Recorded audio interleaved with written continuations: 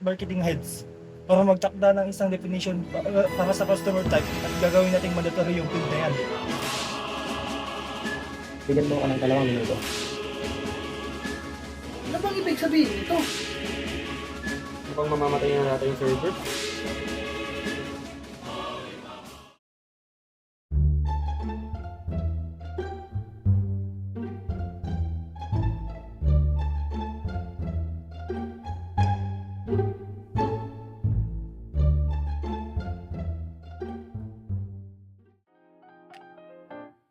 Akala ng marami, isa lang ang data at database. Akala nila, pareho lang ang ginagawa ng mga tao nagpapatakbo nito. Pero kung ako ang librarian, nag-decision kung anong libro ang kailangan at kung paano sila dapat i-classify.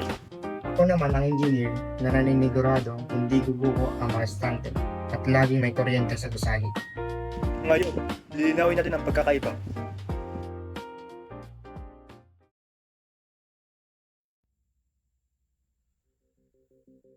Ramirez, yung sa sales dashboard ayaw mag-load. 10 minutes lang paikot-ikot yung loading screen na to. Mukhang mamamatay na yata yung server. Sinecheck ko lang. Tinitingnan ko na yung query execution plan. Kailangan ko lang magdagdag ng index sa transaction date column at i-optimize ang buffer pool. Check ko na rin ang disk I/O kung may bottleneck. Bigyan mo ako ng 2 minuto.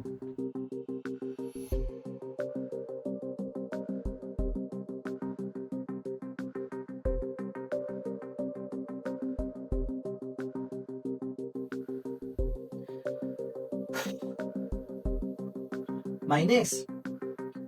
Tinitignan ko itong sale report. Ang gulo ng customer type column. Yung kalahati, retail lang nakalagay. Yung isa naman B2C. Tapos yung iba blanco. Ano bang ibig sabihin nito? Data governance issue yan. Kailangan nating standardize yung data dictionary. May pag-meeting ako sa sales at marketing heads para magtakda ng isang definition para sa customer type at gagawin nating mandatory yung field na yan.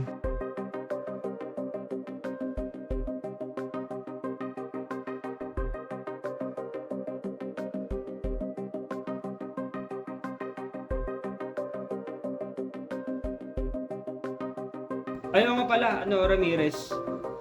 Pahingi naman ako ng mga login credentials para sa production database. Gusto ko lang mag-run ng ilang raw SQL queries kung pwede ba yun. Hindi pwede. Kung may hawak ng firewall at encryption keys, gagawin kita ng read-only account sa staging environment pero limitado yung permissions. Trabaho kong siguraduhin nang walang aksidenteng makakapag-delete sa buong kumpanya.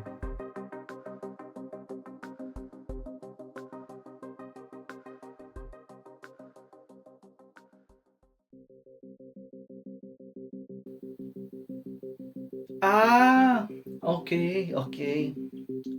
So, pwede ba natin gamitin yung home address ng mga customers? Para sana padalhan natin sila ng mga physical flyers? Kailangan mo nating i-check yung privacy policy at GDPR compliance. Role kong mag-decide kung sino ang pwedeng humawak ng sensitive info base sa business needs at legal ethics. I-review ko lang yung data classification tapos babalakitan ka mamaya.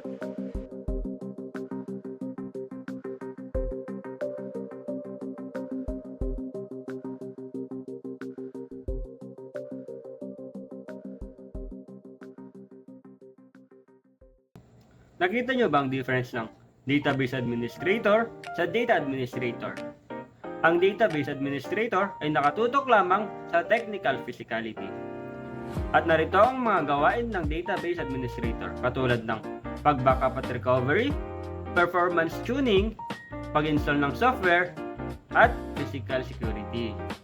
Ang tools na ginagamit naman nila ay SQL Server, Oracle, AWS, at Linux terminals. At ang goal nila na palagi silang gising at mapabilis ang system. At ang data administrator naman ay nakatutok sa logical strategies. Ang kanyang gawain ay paggawa ng data modeling, naming conventions, data privacy policies, at business intelligence strategy. At ang tools naman na ginagamit ng DA is data dictionary, flowcharts, policy documents, at stakeholder meetings. Pinapanatili nila na kalidad ang data at malinaw ang kahulugan para sa negosyo.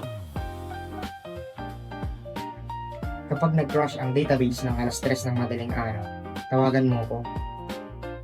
Kapag hindi mo maintindihan kung ano ang represent ang net revenue column, tawagan mo ako. Lahat ng matatag ng kumpanya, kailangan kaming dalawa. Salamat sa panonood.